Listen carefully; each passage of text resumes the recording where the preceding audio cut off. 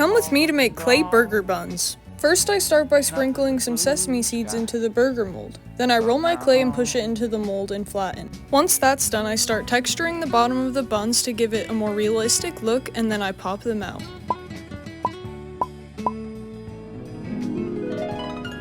After all the buns are made, I bronze them to give them a freshly toasted look.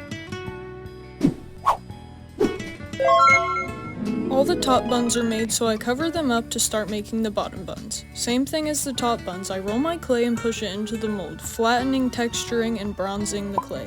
Follow along for part 2 where I'll make lettuce and tomato for our burger kit.